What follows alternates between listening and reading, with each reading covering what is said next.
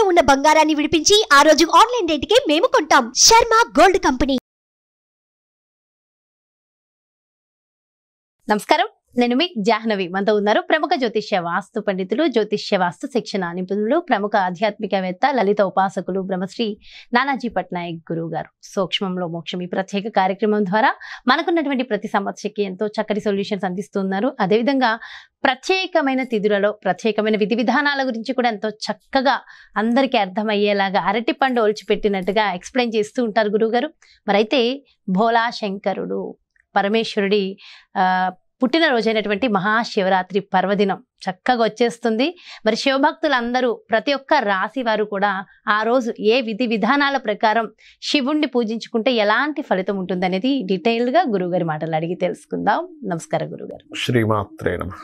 గురుగారు, ఎప్పుడు మీరు చెప్తూ ఉంటారు కదా, అంటే ఒక్కొక్క జాతకం బట్టి వాళ్ళు సరైన రీతిలో కనుక భగవంతుని నామం తీసుకుని జపించిన, ఆ విధి విధానాల ప్రకారం పూజించిన అప్పుడు వచ్చే ఫలితం వేరే ఉంటుంది, ఖచ్చితంగా ఉంటుంది. సో ఖచ్చితంగా ఈ రాశి వారు ఇలా తెలుసుకోవాలంటే ఖచ్చితంగా అలా చేస్తే ఫలితం మరింత ఉంటుంది. అలా మహాశివరాత్రి ఆ భోలా శంకరుడికి అభిషేక ప్రియుడు అంటాం కదా, మరి ఎలాంటి అభిషేకాలు మనం ఏ రాశి వారు ఏ విధంగా చేయడం వల్ల ఖచ్చితమైన ఫలితం వస్తుంది అంట? తప్పకుండా అమ్మా. ఫస్ట్ ఆఫ్ ఆల్ ఏంటంటే జన్మకో శివరాత్రి అంటారు. జన్మకో శివరాత్రి అంటే నీ జన్మ మొత్తం కూడా తరించాలంటే శివరాత్రి చేస్తానని జన్మ తరించినట్టు అర్థం అనమాట. అయితే దీంట్లో చాలామంది ఏంటంటే ఉదయం పూట చేసుకోవాలా, రాత్రిపూట చేయాలా అభిషేకం అని అడుగుతూ ఉంటారు. మార్నింగ్ టైము చేయాలి, నైట్ లింగోద్భవ కాలం అంటారు 12 గంటలప్పుడు, అర్ధరాత్రి ఆ సమయంలో కూడా అభిషేకం చేయాలి ఖచ్చితంగా. ఇంకొకటి, కొంతమంది ఉపవాసం ఉండలేని వాళ్ళు ఉండక్కర్లేదు, చక్కగా పల్లో ఏదో తీసుకొని ఉండొచ్చు. శివుడు ఏమీ కూడా మిమ్మల్ని శపించడు. భక్తి ప్రధానం. మీకు ఏంటంటే ఆ మనసంతా భగవంతుడి మీద ఉండాలి. నేను తినట్లేదు, అమ్మో తినకుండా ఉంటున్నాను, ఇది తినకుండా ఉంటే ఏమిటి, ఇది కాదు. ఓకే, సో మీరు తినకుండా ఉండలేమండి, చక్కగా పళ్ళు తీసుకోండి. వండిన పదార్థం కాకుండా పళ్ళు ఫలాలు తీసుకోండి. లేదంటే పళ్ళు ఫలాలు కొంతమందికి పడవు. కొంతమంది ఏంటంటే షుగర్ ఉంటుంది, వాళ్ళు భయపడతారు. కానీ పళ్ళు ఫలాలు తింటే ఏం కాదు. భయపడేటువంటి వాళ్ళు ఏదైనా టిఫిన్ లాంటివి తినొచ్చు, తప్పేం కాదు. అయితే శాస్త్రము ఏం చెప్తుందంటే పార్థివలింగాన్ని కనుక పూజించినట్లయితే చక్కటి ఫలితాలు వస్తాయని చెప్పి చెప్తుంది శాస్త్రం. పార్థివలింగం.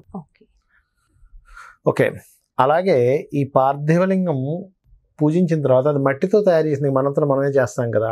పార్థివలింగం అంటే మట్టి. పార్థివలింగం అంటే పృథ్వీ, మట్టి. పార్థివలింగం అంటే ఈ మట్టితో చేసిన లింగముని దాని తర్వాత మీ ఇంట్లో ఉండే మొక్కల దగ్గర కనుక దీన్ని వేసేసినట్లయితే వాస్తు దోషాలు పోతాయి. ఓకే, ఎవరైనా కానీ.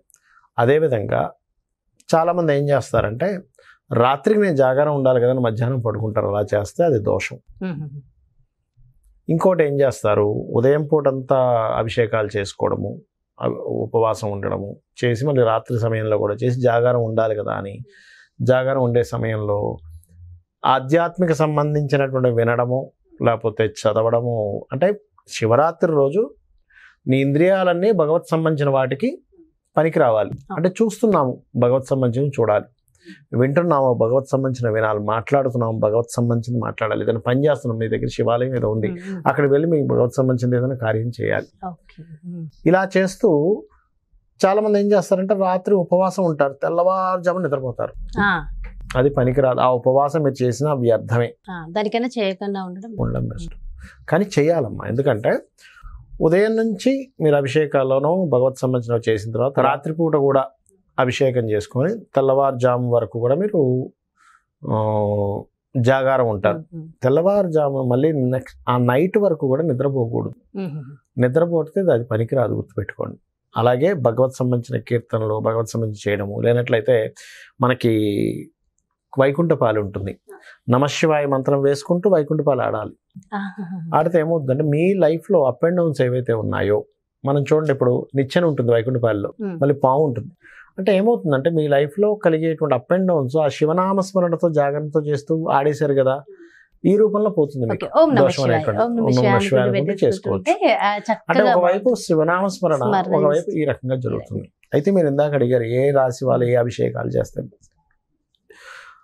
రాశి కంటే లగ్నం నుంచి తీసుకుందాం. లగ్నం తెలియని వారు రాశి తీసుకోవచ్చు.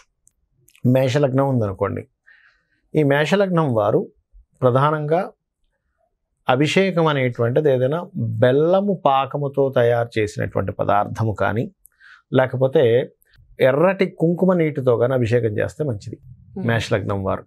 అదే వృషభం వారు అనుకోండి, బిల్వపత్రంతో అభిషేకం చేస్తే మంచిది. అంటే వీళ్ళ పూర్వజన్మ కర్మలు పాపాలన్నీ తొలగుతాయి.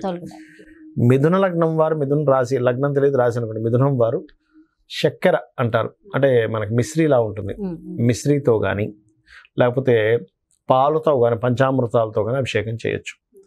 కర్కాటకం వారు కూడా దానిమ్మ గింజలతో అభిషేకం చేస్తే చాలా మంచిది కర్కాటకం వారు, లేదా ఎర్రటి పుష్పాలతో అభిషేకం చేయొచ్చు.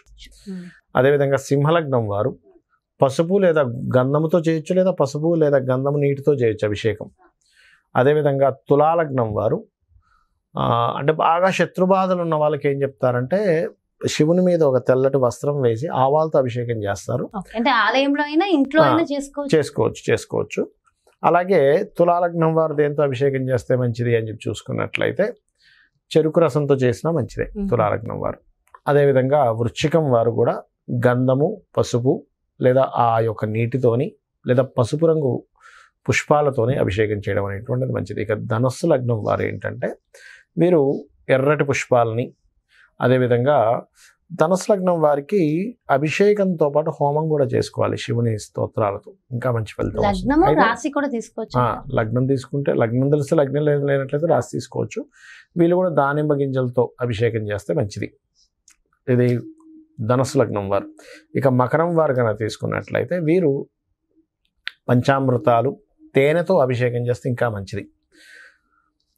అలాగే కుంభలగ్నం వారు బిల్వపత్రాలతోని, మీనలగ్నం వారు పాలతో అభిషేకం చేస్తే మంచిది.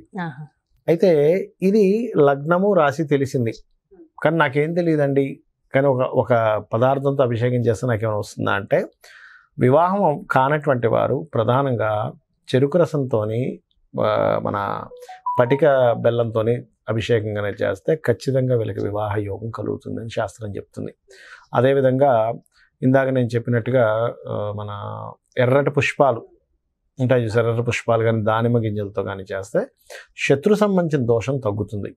ఒకటి పసుపు రంగు పుష్పాలతోని మరియు మనకి గంధము, పసుపు ఈ నీటితో కనుక అభిషేకం చేస్తే గురుబలం పెరుగుతుంది. గురుగ్రహ బలం సరిగా లేదనుకోండి, గురుబలం పెరుగుతుంది, సంతాన యోగం కూడా కలుగుతుంది దీంతో కనుక చేసినట్లయితే. అదేవిధంగా ముఖ్యంగా ఏం చెప్తారంటే శాస్త్రంలో, మీరు ఎలా వేసినా పరమేశ్వరుడు స్వీకరిస్తాడు, అలా నెగ్లిజెన్సీగా చేయమని కాదు నా ఉద్దేశం. అంటే అక్కడ చేయడం ముఖ్యం, భక్తి ప్రధానం. అది. ఇంకోటి ఏంటంటే సంపెంగ పువ్వు వాడకూడదు అంటూ ఉంటారు, సంపెంగ పువ్వు అంటే ఎందుకంటే అమ్మ దానికి మీరు వినే ఉంటారు ఇప్పటికి చాలాసార్లు, మనకి చాలా వృత్తాంతాల్లో కూడా ఉంది. అండ్ అలాగే ఇంకోటి ఏంటంటే ఇంట్లో అభిషేకం చేసుకోవచ్చా లేదా శివాలయంలోనే చేయాలా అనేటువంటి కొన్ని సందేహాలు ఉంటాయి కొంతమంది. ఇంట్లో అయినా చేసుకోవచ్చు, బయట అయినా చేసుకోవచ్చు, అదేమీ ఇబ్బంది ఏం లేదు. సో అది ఎవరికి కుదిరిన వాళ్ళు అలా చేసుకుంటూ ఉంటే మరింత ఫలితం కలుగుతుంది. ఎంతో చక్కగా వివరించారు గురుగారు. Thank you so much. నమస్కారం. శ్రీమాత్రే నమః. శివరాత్రికి సంబంధించి ముఖ్యంగా ఖచ్చితంగా ప్రతి ఒక్కళ్ళు ఆచరించవలసిన విధి విధానాలు, ఆచరించకూడని విధి విధానాలు కూడా వివరిస్తూనే ప్రతి ఒక్క రాశి లగ్నం వాళ్ళు ఆ రోజు ప్రత్యేకంగా ఎలాంటి అభిషేకం చేయడం వల్ల మీకున్నటువంటి కోరికలు నెరవేరుతాయనేది డీటెయిల్ ఇన్ఫర్మేషన్ చక్కగా వివరించారు కదా గురుగారు. మరో చక్కటి ప్రత్యేకమైన కార్యక్రమంతో మళ్ళీ మీ ముందుకు వచ్చేస్తాను. నమస్కారం.